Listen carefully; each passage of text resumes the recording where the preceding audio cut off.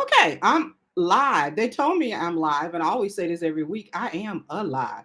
Thank you so much, and welcome, welcome, welcome. You know who I am. You probably know who I am from looking at my shows. I'm hoping, okay? So, this is the Girl Who Don't You Know talk show with Marilyn Green. And of course, I am Marilyn Green, okay? So, hey, one thing I want you guys to know that I'm happy that you're here.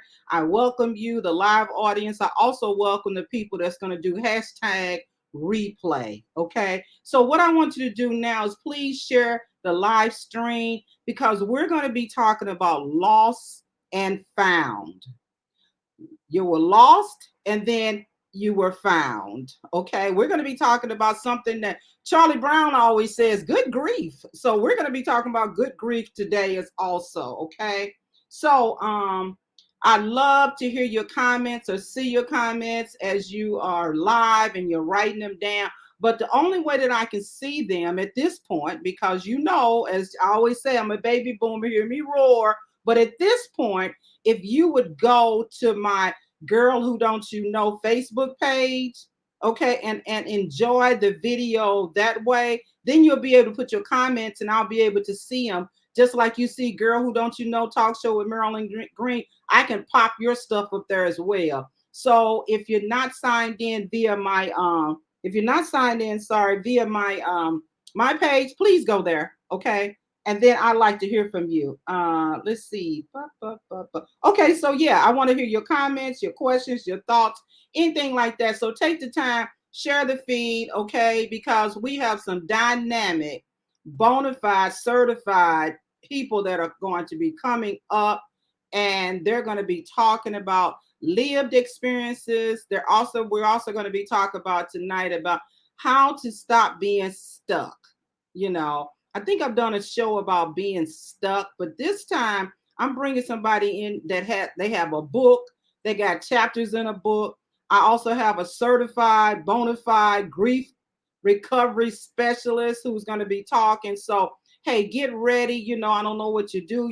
Get your popcorn, get your Pepsi, get your Coke, whatever you need because this is going to be a super great show.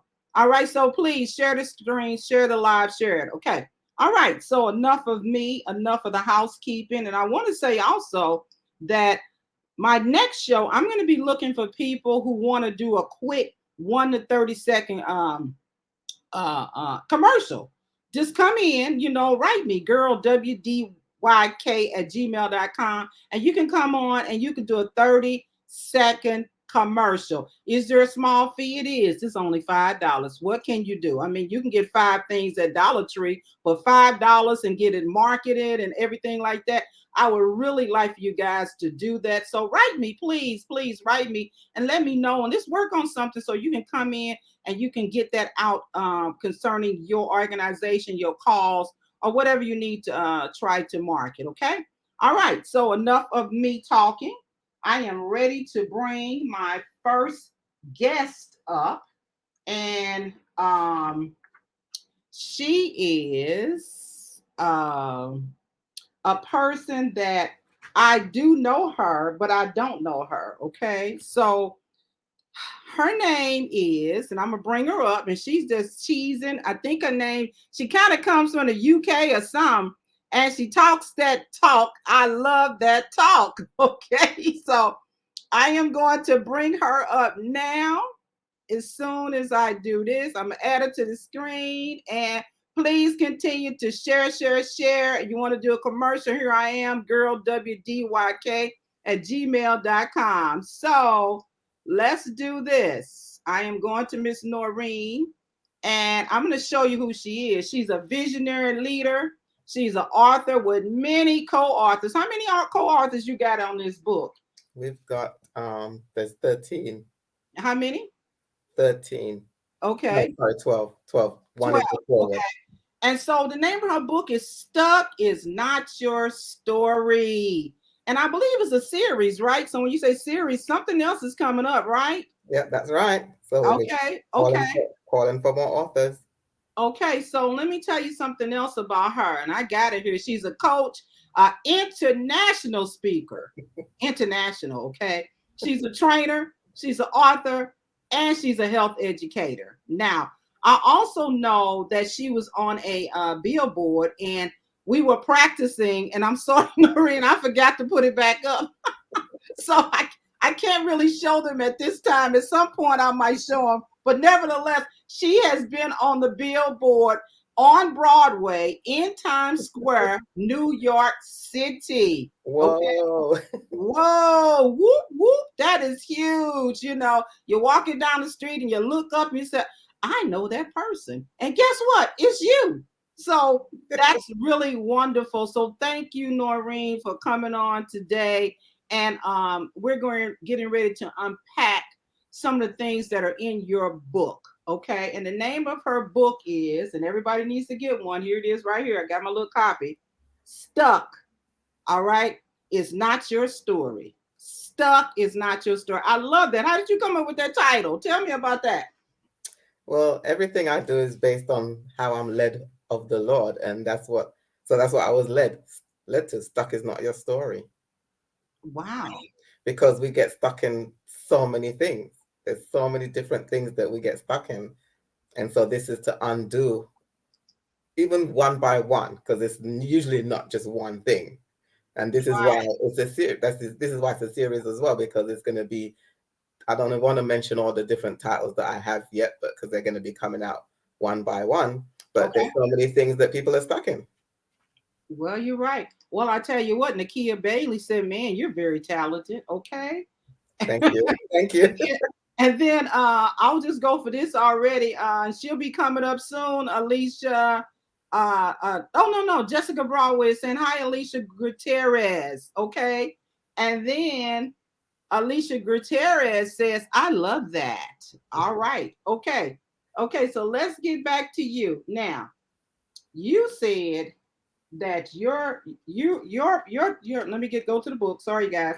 Your topic is from brokenness to stuck to victorious living.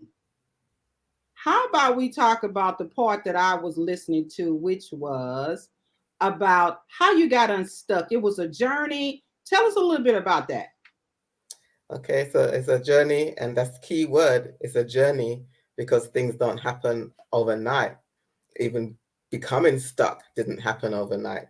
So now becoming unstuck is a process. It's a journey. And so it started with me. Let me start with one of the things I was stuck in, right? So okay, yeah, go for one of them. Okay.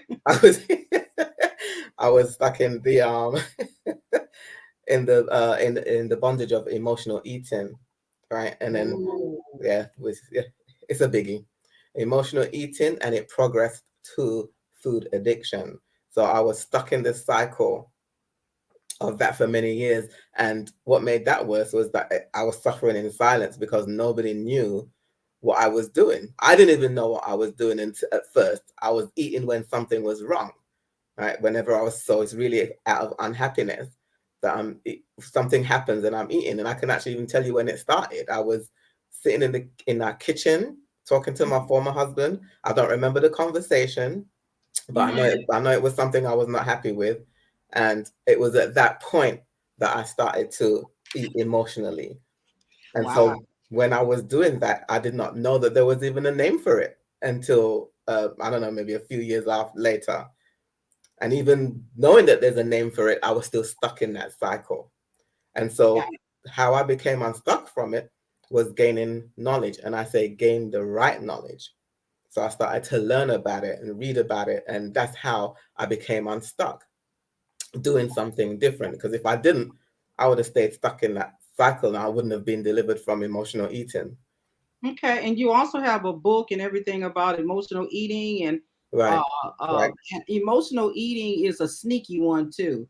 It's sneaky. Don't you think it's a little insidious and you don't even know? But when someone upsets you, all of a sudden you're getting up and you have been behaviorally conditioned to go to the refrigerator, right? Okay, or something, and you don't even know that you're doing. It's sneaky, right? It's mindless, right? Yeah, it's sneaky until your pants or your clothes don't fit no more. Right. Then you know, hey, something is going on here, okay? And I don't know why. I don't know why. I know I used to wear these clothes. What happened? Okay. But you have to get to that reality of saying, what happened? How did I get here? Like COVID-19, they talk about the COVID 20 pounds that you gained, and it's all about being out of control. You're really, really out of That's control. what it is. Yeah. Okay. But Yeah. but even in that And out of control, it's a grieving, like I was saying. You're grieving, and that grief can really put you into emotional eating as well.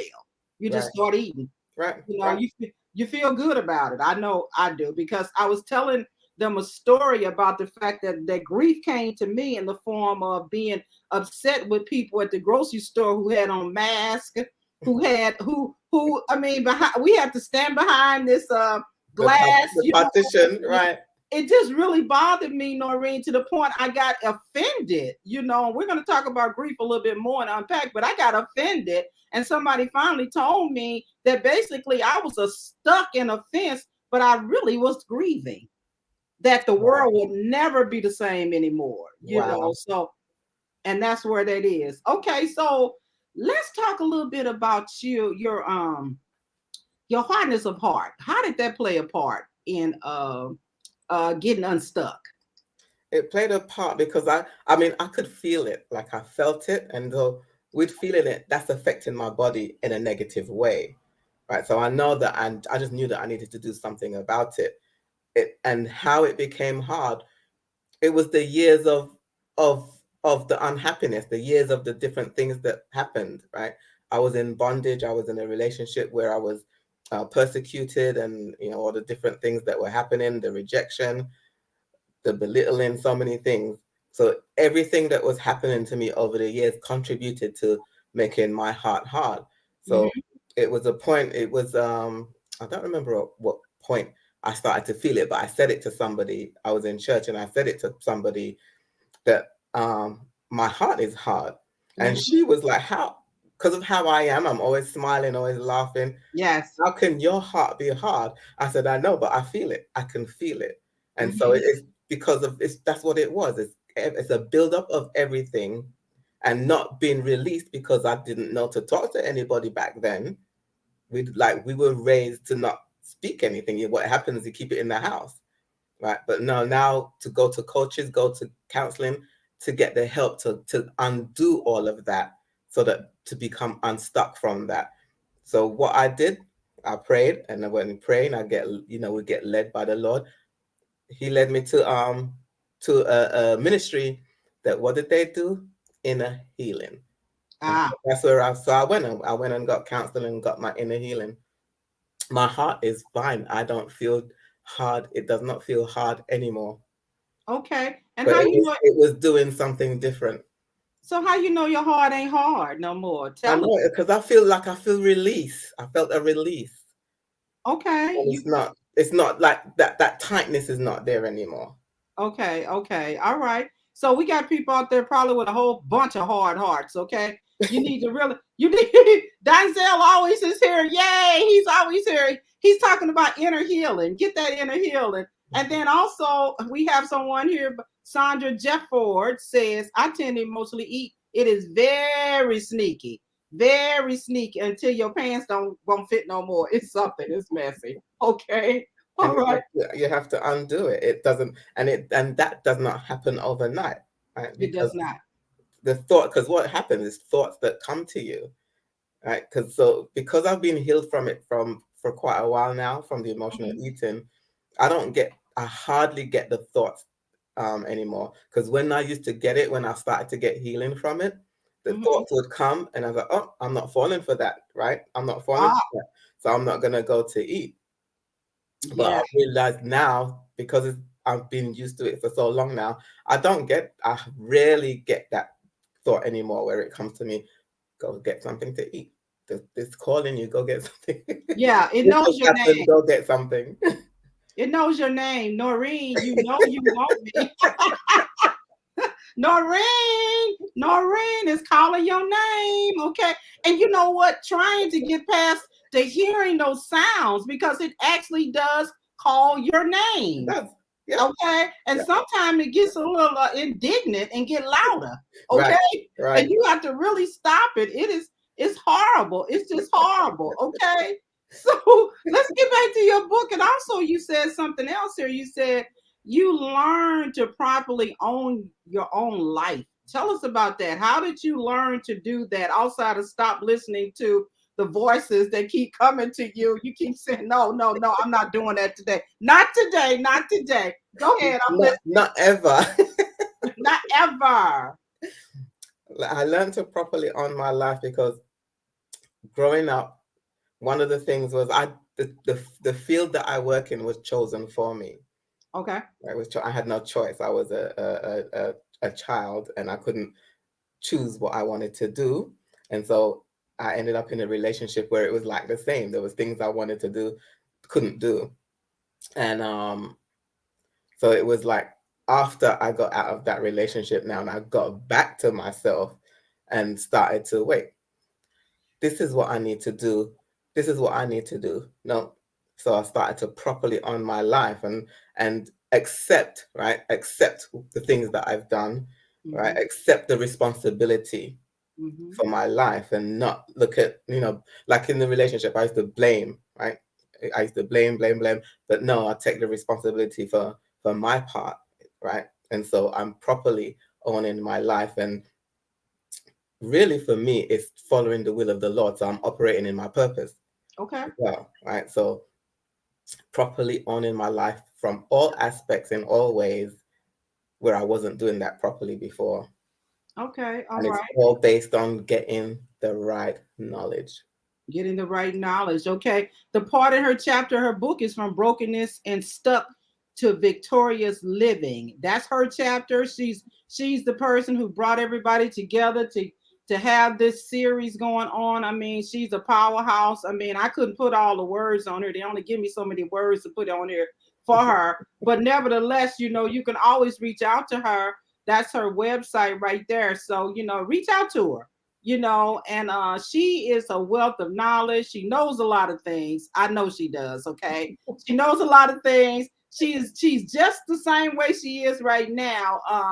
Since I met you, I think in 2016, and I kept kidding her about that accent because I'm like, how are you from the UK and you talking like this?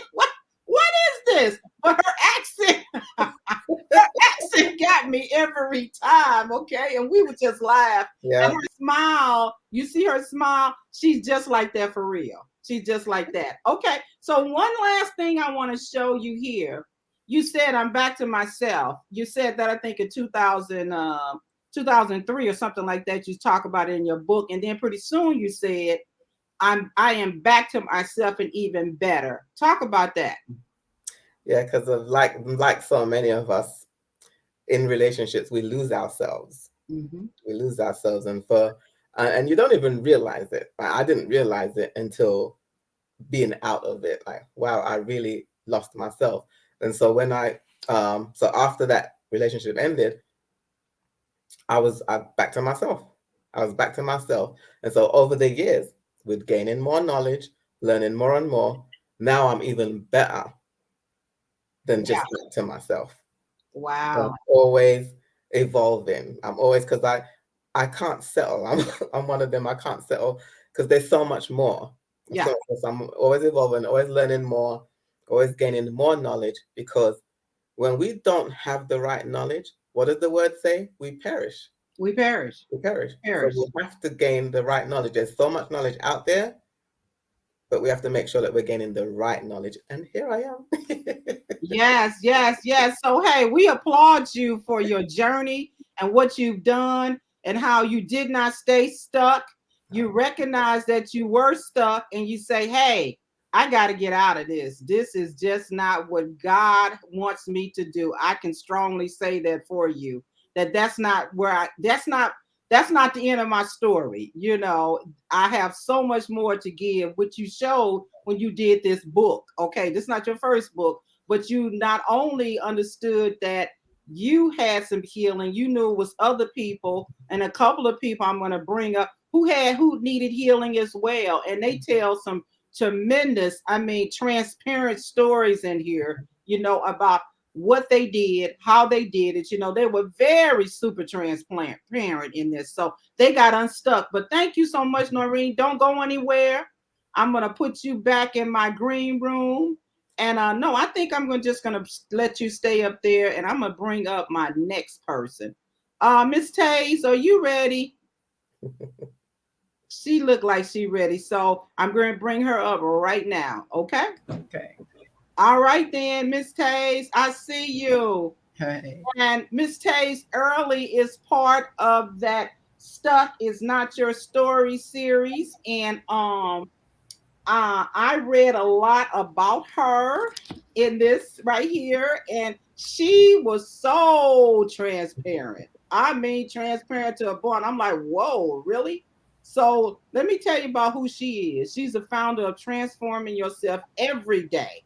Not sometimes, but every day. Okay. And Mm-hmm. that's her address right there in case you want to get in contact with her. So her stuff was pretty phenomenal too. And her book part was My Pain, His Purpose.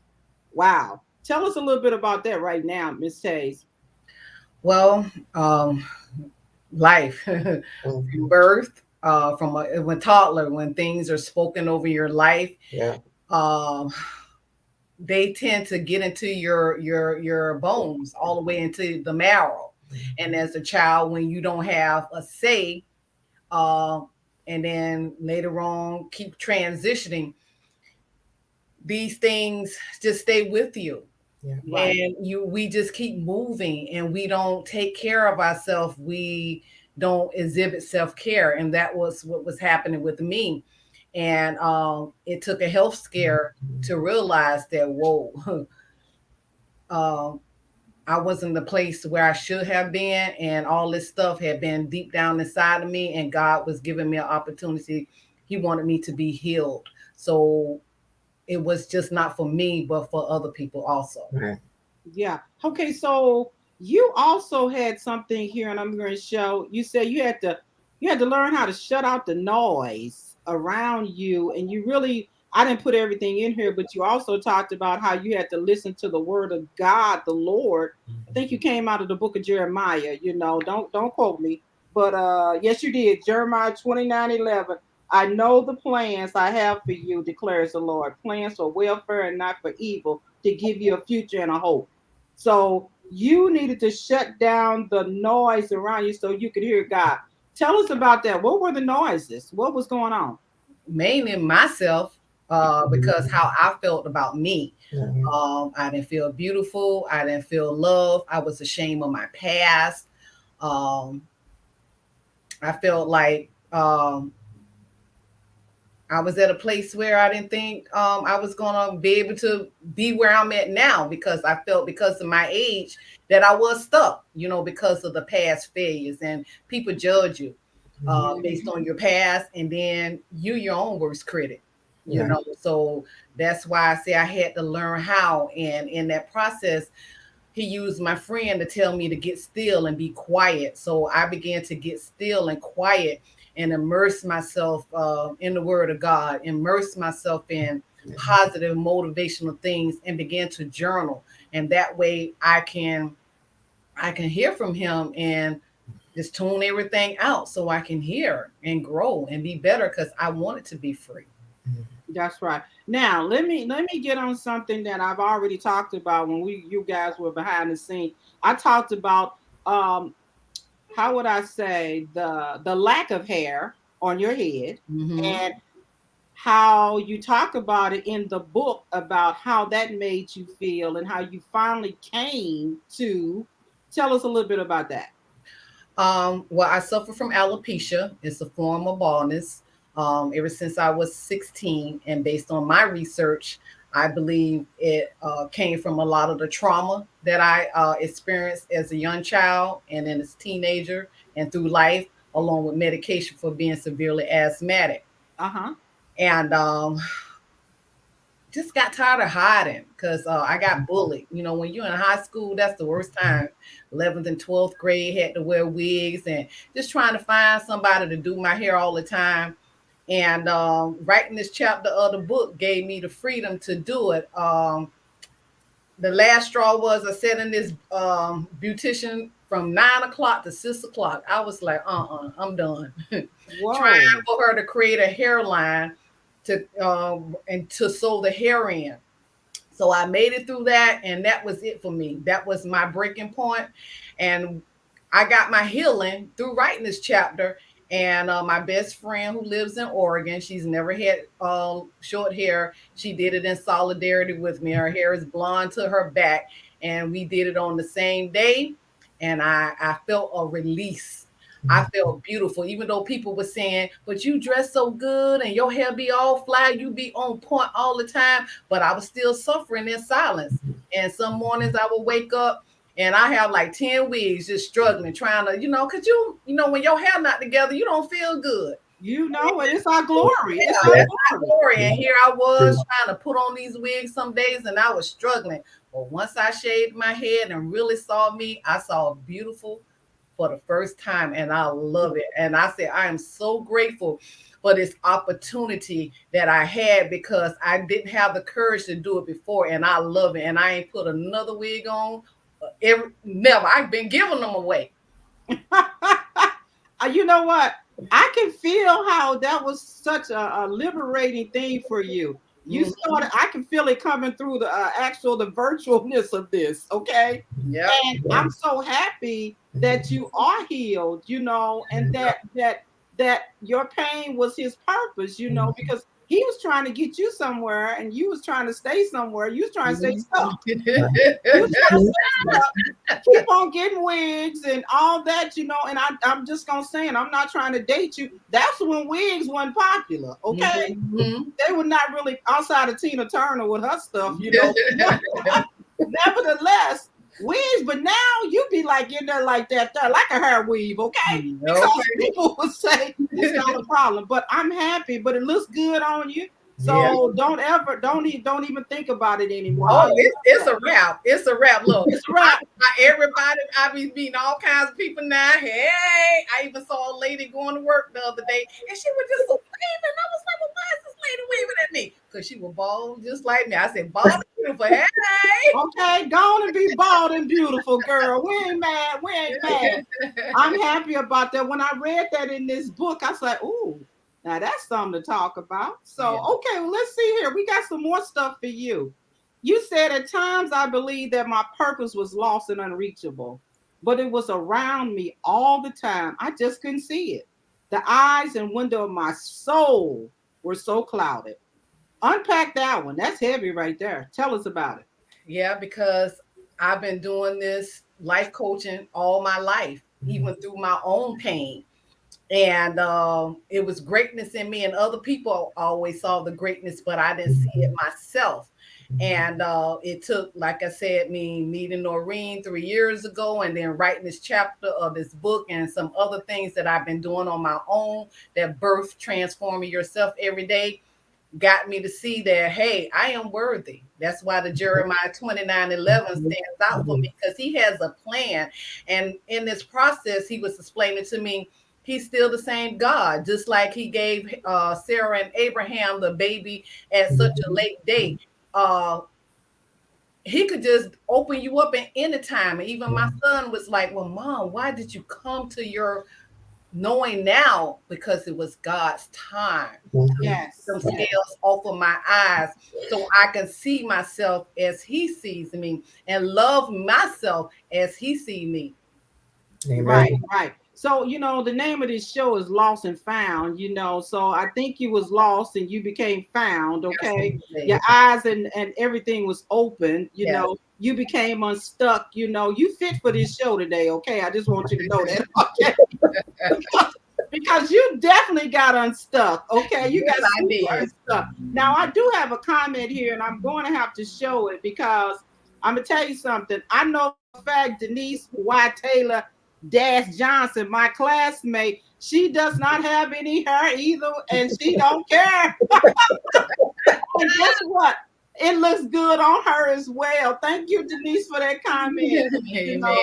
So I mean, it's all good, like you said, it's hey, okay, my pain and his purpose. Okay, the chapter in the book. You guys need to get the book because it's just not her. it's about what 12 or 13 other ladies in here. I Mhm. think it's all ladies. It's Yeah. a whole bunch of different ladies in here that you guys need to read this book because it is very how would I say it's very liberating. The Hmm. part that I read was really good, you know. So no, don't hesitate. Go out and get this book. I think is it on Amazon.com or It's where on Amazon, but you can go to any author and get it, right? So, like for me, I have it on my website, okay. noreenhenry.com, but any author can get it. You can get it. Just search their name and you can and find who your favorite author and get the book from them. Okay, find your favorite author. I'm gonna show you a little picture. Here's a bunch of them too. There's a bunch of them in here. So really good stories. They draw you in. My pain, his purpose really draw me in. I'm like, what? What? Okay. It was like, what the what? But nevertheless and stuff. Thank you so much, Taze, You're welcome. Thank for you. being here. And don't leave because we got another person, Yes. Okay. another sister from another mother. She's coming up. Okay. All Okay. right. She's with you. There she is right there. Okay.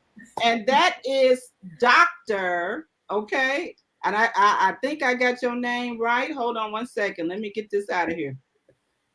Let me get this out of here. You guys know I haven't said it yet, but I'm gonna say it now. I'm a baby boomer. Hear me, hear me roar. Okay, so let me hide that, and then I'm going to go to you, Miss Doctor, Miss Doctor. There she is. Okay. All right. So you guys see who she is, and she is Dr. Joanna Rollins hyphen Fails, aka the Real Talk. Dr. Real Talk. I'm sorry. Yes, Welcome, welcome, welcome to Girl Who Don't You Know show. Okay. Hi, I love who it. don't Thank you you. know? Okay. How is it going? It is going great. And I can tell you who I do know, and that is the marvelous Taze and the fabulous Noreen Henry. And so I'm just loving this conversation backstage. I'm snapping and I all of saw you. this. They couldn't see you, but I saw you. Okay. But no, I did. But I'm so glad that you could be on here, and your chapter says this show, the real talk that saves. Okay. And it's in stuck, it's not your story. And so you break it down in so many different ways. And I pulled out some power words because I love words. Okay. And you Mhm. said reframe, empower, activate, and liberate. Okay. Now, let me ask you first and foremost, what made you want to be a part of this? I think it's an anthology somewhat. Stuck is not your story. What made you want to be a part of this? It was something about, and it's almost like what's that? What's those series? All my children. One of them things. When I read yours right there made me think of something like that because it was something about a fiance. Tell us about it, okay? Yeah, so it resonated with me, first of all, because I met Noreen and she was talking about gaining the right knowledge. To know Noreen is to know that statement. And when I looked at my life, you know how we say, when I look back over my life, I Right. really thought, you know what? Stuck is not my story. And I wasn't always able to really say that from the place where I meant it. I would say it from the fake it till you make it place. Mm-hmm. But I am at a place in my life today where I can declare, and I claimed that when I penned a very personal part of my life that most people do not know. I am an elected official, and so much of my life is public that I'm very private about certain things. But I realize that so many times people come into your life on this chapter and they have no idea what happened prior that kind of made you who you were.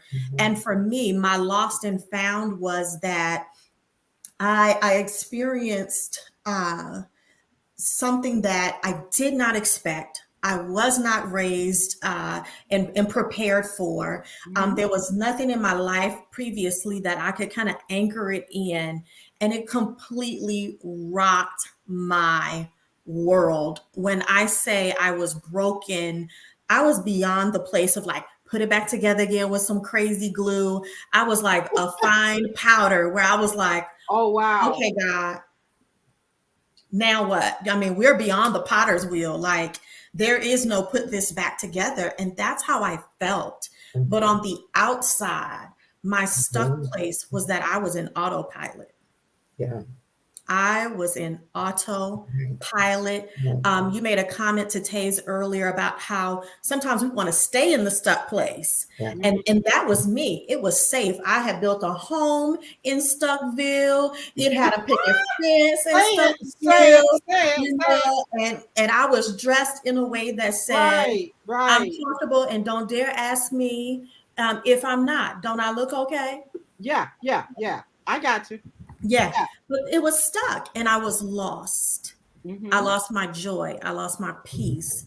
And most importantly, I lost my faith in myself and my belief in God. How do we make it out of this?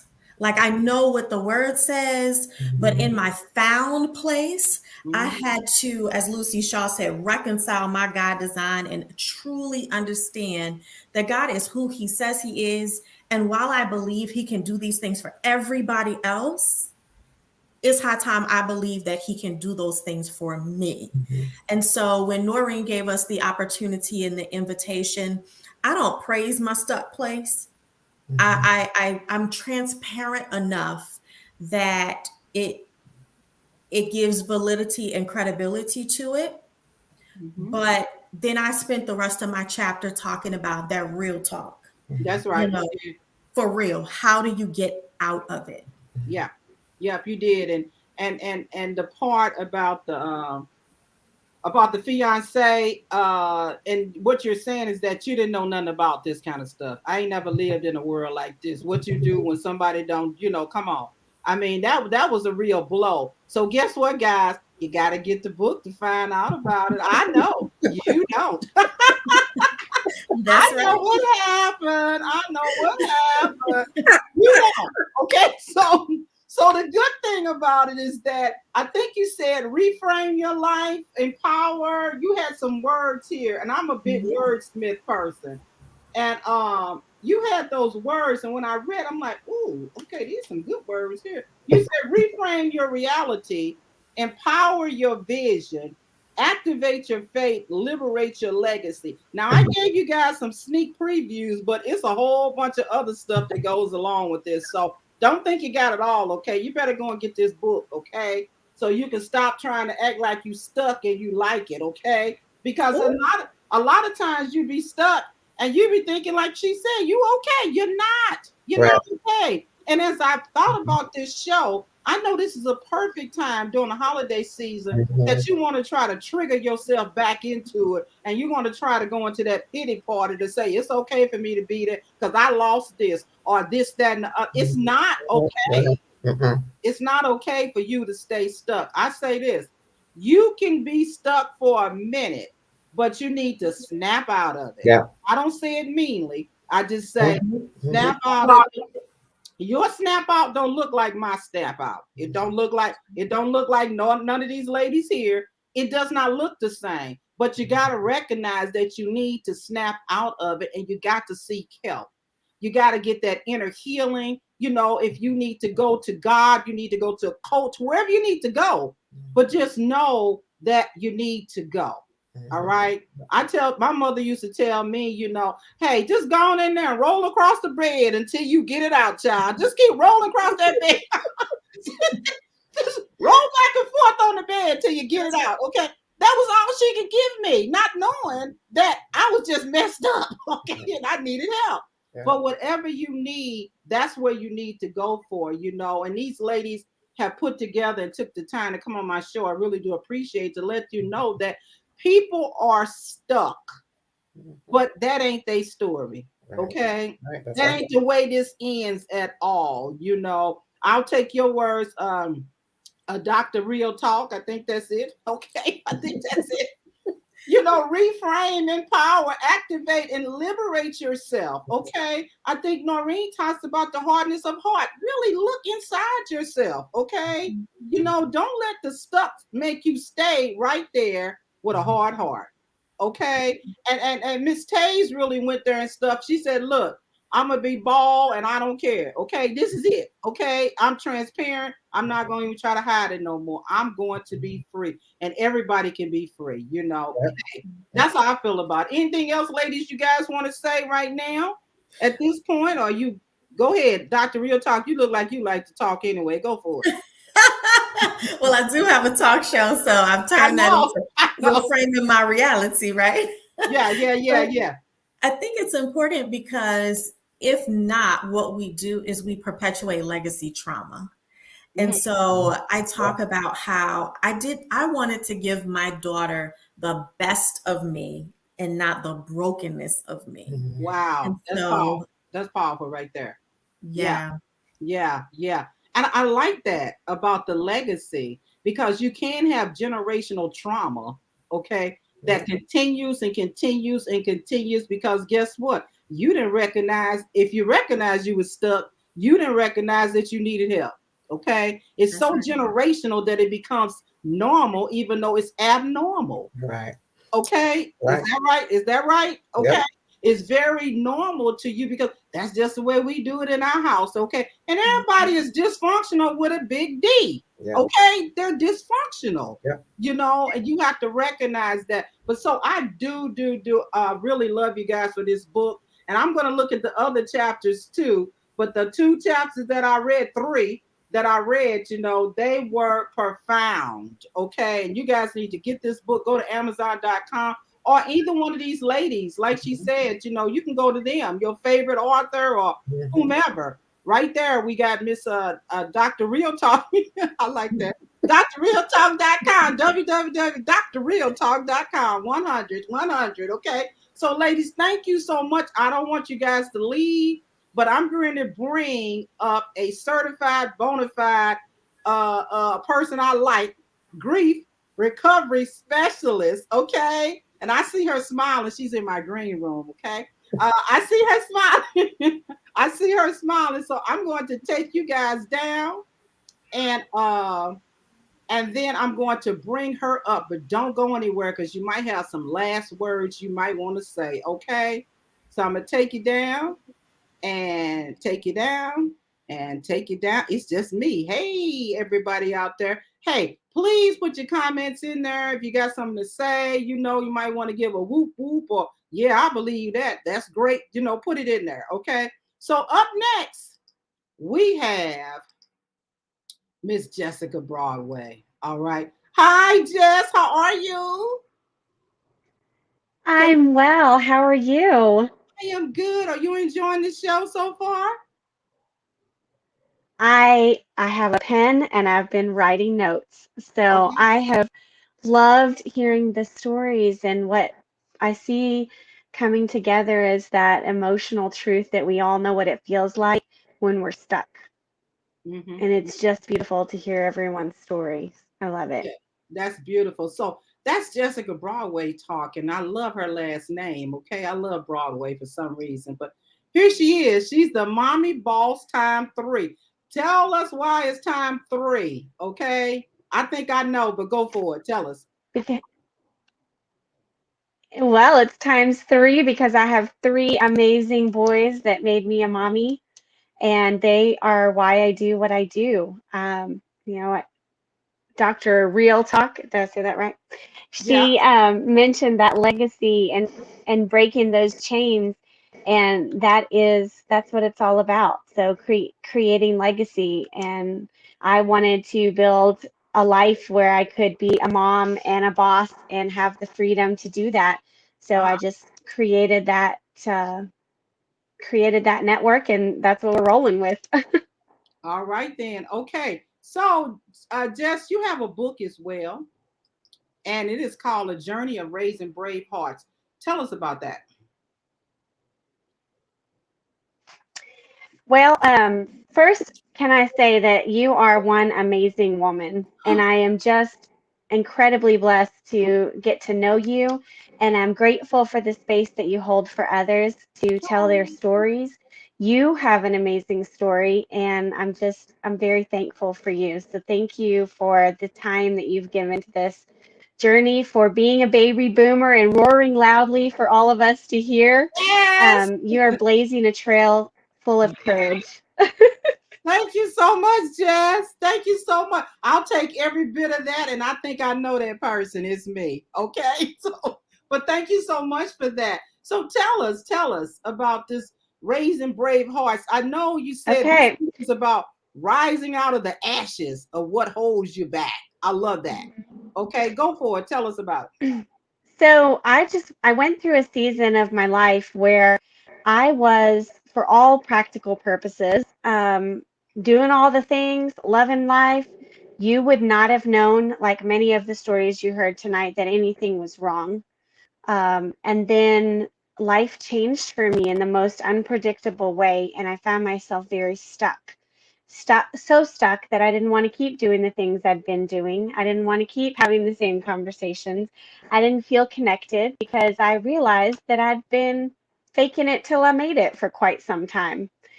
And I sat down, and through a series of events, I actually lost my voice for 6 months. And I was sitting there with all the words to say and no way to say them. And in the stillness of that moment, I heard it's time to tell the story.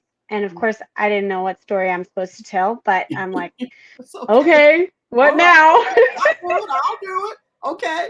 Right. And so I got to the point where I thought, let me just take some notes about what I notice in the world and what I wonder about how to fix it. What is broken? What is this journey that I'm on? Why do I feel stuck?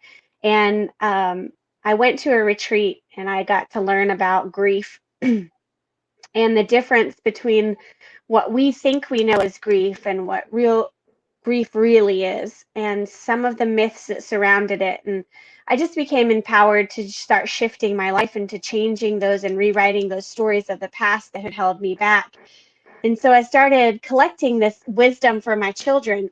And the book was originally going to be called Raising Brave Hearts, because that's truly what I want to do. I want to raise a generation of brave, courageous spirits.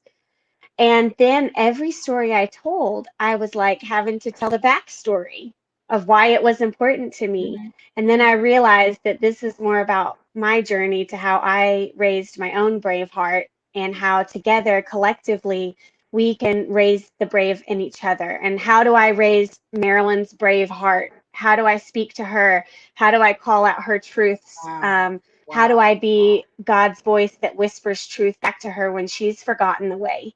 Oh And man, so, I'm getting little chills on that one. Okay, yeah, you going there somewhere, girl? I'm like, woo. Okay, go ahead. I'm listening. so this is my story, a journey to raising brave hearts, and it's a call to action of community, of how we can collectively raise communities full of brave hearts. And I do talk about grief. I didn't want to be known as the grief girl, right? Because there's so much more to just the pain that holds us back. That's just a small portion of it. Having the courage to create the life you wish existed is the rest of the story. And in order to do that, you have to know how to sufficiently navigate grief, which is why I decided to get to become certified in that specialty, because it is important. And I didn't know, I mean, I had a degree in psychology, family, and biblical studies, and I went through one of the darkest times of my life, and none of my tools were working. Mm. And I had to ask myself, do you really know what you think you know? My papa used to say, it ain't what you think you know, it's what you think you know that ain't so. That'll get you in trouble. Oh wow. I think you better say that again. Okay. It's not what you think you know, it's what you think you know that ain't so. Wow. So it's about all the things we've just assumed we know about life that aren't true. They're myths, they're um, stories of our past. They're the fears that cultivate inside of us, that change our perception, that block us from our brave. Those things, those are the things that trip us up. And so through my process of learning and seeing grief inside and out, I came to a real full understanding of how to help people navigate through that. And that is just one piece of, it's a tool in the tool bag, right? I work as a consultant to help people identify the loss that is holding them back, to take back that veil, and to expand their knowledge of all the areas that could be holding them back. And then we work together to create the life they wish existed, with creation strategy and implementing the method that I created called the CBI method: create, build, and inspire, and the processes that go together. But I'm here to speak to how to deal with grief, and I Tell us appreciate about it. you helping change the narrative Yes. about what grief is. Yeah. Tell us about it. You said, what is the difference between grief and loss? And also, Christy BJ says, I agree. Amen. And then my friend here, I like this statement. Definitely second it about you, Marilyn Green. Hey, I'll take that, Deb. Okay. So, but anyway, tell us the difference between grief and loss. Okay. You got down. How many losses are there? I mean, what is it? Okay. And then somebody says, do you know Austin English? That says, go girl. Okay. That's my brother. Okay. Hey, go girl. All right. But go ahead, tell us, what's the difference between grief and loss?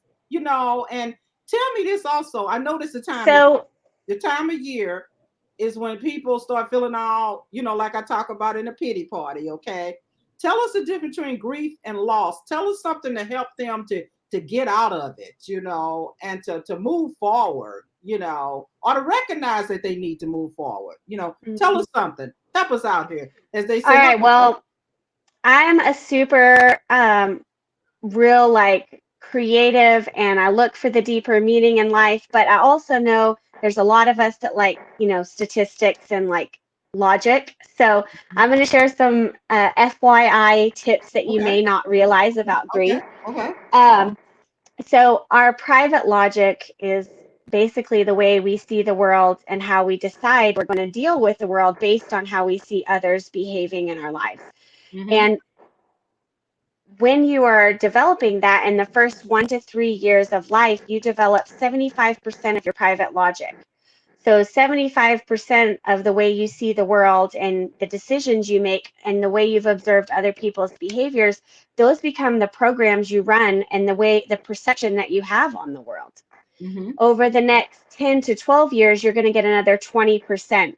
So that means we have some 15-year-olds that are walking around with 95% of their private logic, the way they see the world, their mind is made up, and they ain't got a clue.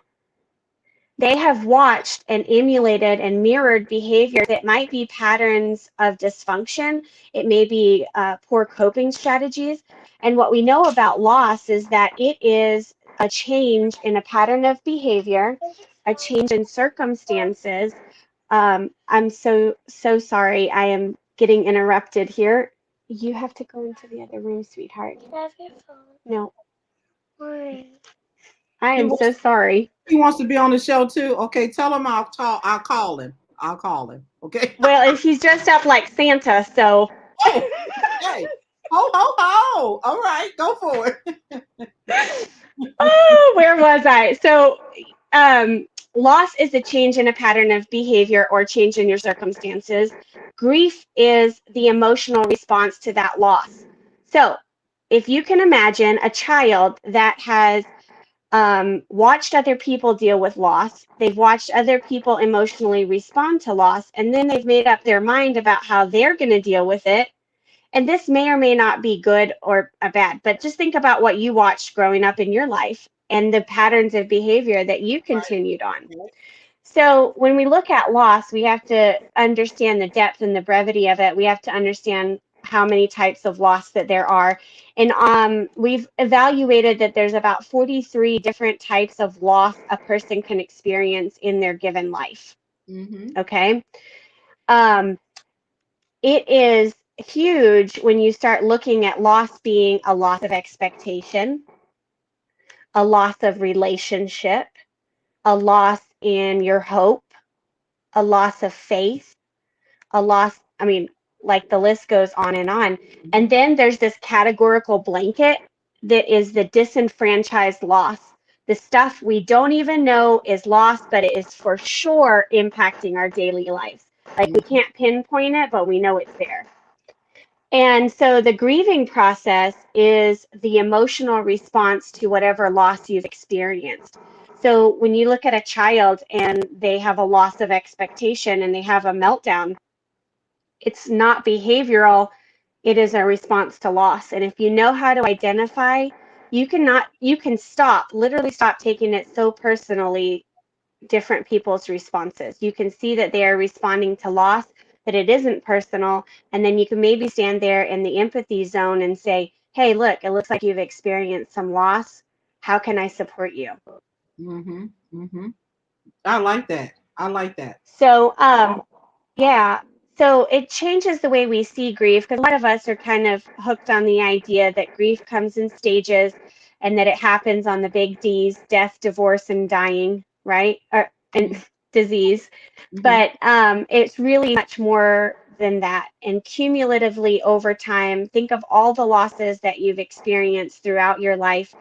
And then there's that big cataclysmic event where you run into an emotional wall and you do not have the energy anymore to keep juggling all the loss. And oftentimes you find yourself, in fact, grieving a loss that was 20 years ago. It's not even related to what you're dealing with, but it was your final moment to sit there and embrace all of it and to feel all of it. And if you don't have a strategy for dealing with that, it can be very, very overwhelming and it can create very stuck feelings for people.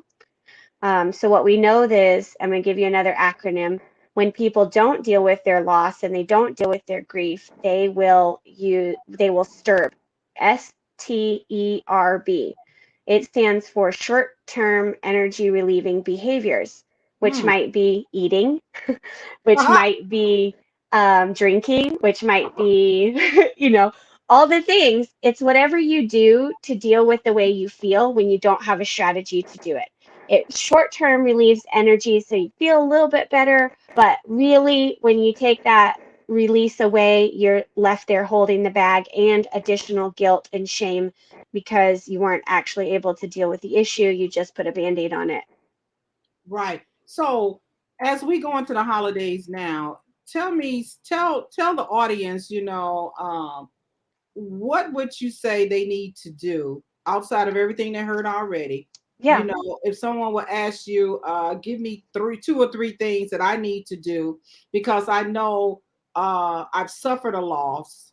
I'm into a stage of grief, and most of the time people miss loved ones about this Mm-hmm. time of year, Mm-hmm. and they start, especially it starts around Thanksgiving is hard. Okay, that's a big one. And Christmas is hard, but Thanksgiving, I think, to me, would be the hardest, and so what would you tell them, if someone would say, hey, I'm just suffering. I don't know what to do. Well, first, I would say honor the journey and trust the process. And that is something I talk about in my book, is that in order for us to honor the journey of what was, we have to be able to tell the truth. And I'm not talking about the details. Some people have a lot of difficulty with the details of what has happened, why they are sad, or why they have grief. But I'm talking about learning how to tell the emotional truth, to say, I feel sad and take responsibility for the feelings that you have. Feelings are neither good or bad, they're just the way you feel about a situation. It's what you do with the way you feel that changes the story, right? And Yeah. so I want people to feel empowered to speak their emotional truths. That I say this often is the devil's in the details, and that's what will divide us all the time. And to give you an example of that, there would be like say that my dad has passed and your dad has not passed. Okay. And I start telling you all the details of how my dad died, and you cannot relate because yours is still living. right?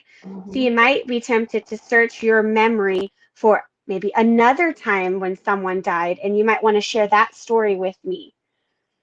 But then I don't really feel like you heard me because you just told me another story, right? Oh, But wow.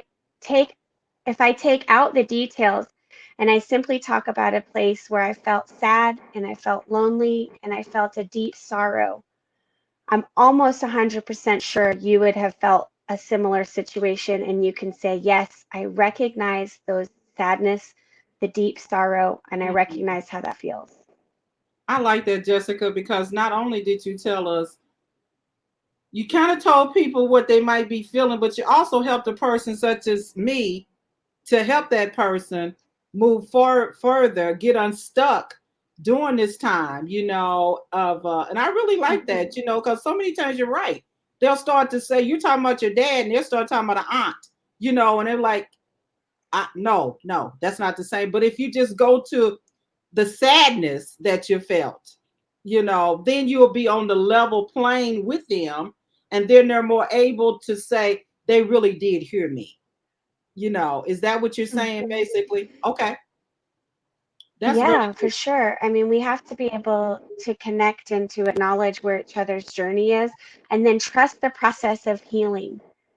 So honor the journey by telling the emotional truths, and then trust the process of healing by sharing and engaging with other people, asking for help. If you need help, I would encourage people to really be honest with how you feel. Journaling, I've heard it mentioned several times on this podcast today already, the healing power of journaling. And there's a phrase like the healing feelings. The Mhm. feelings that you try to avoid are, in fact, the pathway to the healing that your heart needs. And giving those feelings a voice and saying, it's not okay, I'm not okay, that is okay, right? It's okay to not be okay. Yes, yes. Um, I and so like I that. appreciate you making space for that. And if people want more support with that, or they want to have a bigger conversation, of course, they can go to jessicabroadway.com. I actually have a survey on there that people can take to see if grief is, in fact, what's holding them back in their lives. And I do free tea with me, little 30-minute sessions where we do discovery and we just have a chat about it. And I give you some tools that you can reframe certain situations in your life. So I'm just here to help redefine the way that people see loss and grief, and to reframe the way they see the strategy for creating the life they wish existed. Oh my God, on that note and stuff, you really ended it right there. You dropped the mic, girl. Okay, because I thought that was like, woo, okie dokie then. Okay, but you did you brought it in. So hey, you guys need to check out Jessica Broadway, because just hearing that part of her, which I did not know for real, I might need to give her a call at this point, okay? But I'm just saying, do it, honor the journey, trust the process, check her out, But so just thank you so much. She is a certified grief recovery specialist. The key word is recovery, okay? She's not a certified grief specialist, she's recovery. So give her a call. She has a beautiful website, beautiful pictures too, I might add. Okay, so give her a call. So right now, thanks so much, Jess. I'm going to bring the rest of these lovely ladies back on this screen here, and I'm going to say, I always say this. It's just like Jerry Springer. Do we have any last parting words or final thoughts at this time? I'll call your name and you go for it. So we're gonna start with Miss Noreen and Henry from the UK. I love it. Okay, you got any final words you want to give us? I got lots of words. I Okay, know. but my final words are: there is always hope because victorious living is possible. You can become unstuck, but you have to do something different. You can't keep doing the same thing. And as what's that saying go? And expect different results. You have to do something different. If not, things remain the same or they get worse. You're But right. the choice is yours. You're right. Thank you so much, Noreen. You're I welcome. appreciate it. I love that accent. You know I do. I say it every time. Thank you for having us on your show. Of course, anytime. Okay. I might need to bring back some of them other authors. We want to hear it. Okay. But thank you, Noreen. And now I'm going to go all the way over here to what I see is Miss Taze Early. What's your final words? Transform yourself every day. Okay. Oh, And wow. and it can be done daily. And we have to do it daily in order for us to not be stuck. And like I said, take ownership and own it and just do it every day. All right, then. Thank you, Miss Early. I love it. I love it. And of course, we're going to go right on up here. I see it's like Hollywood Squares. I can see you, Dr. Joanna Rollins Fales, aka Dr. Real Talk. Go for it. You on. I want to say thank you for having us on the show today. Sure. And my parting words would be to focus daily on reframing your reality, empower your vision, activate your faith, and liberate your legacy. That's what real talk stands for. Wow, wow. You do it, girl. I'm loving it, Dr. Real Talk. I'm gonna have to talk and I'm gonna have to find out where your show is so I can get on there, okay? I just want to talk, okay, too. I like to talk. I want to talk. Okay, Jessica Broadway, you can bring us on home with the final words.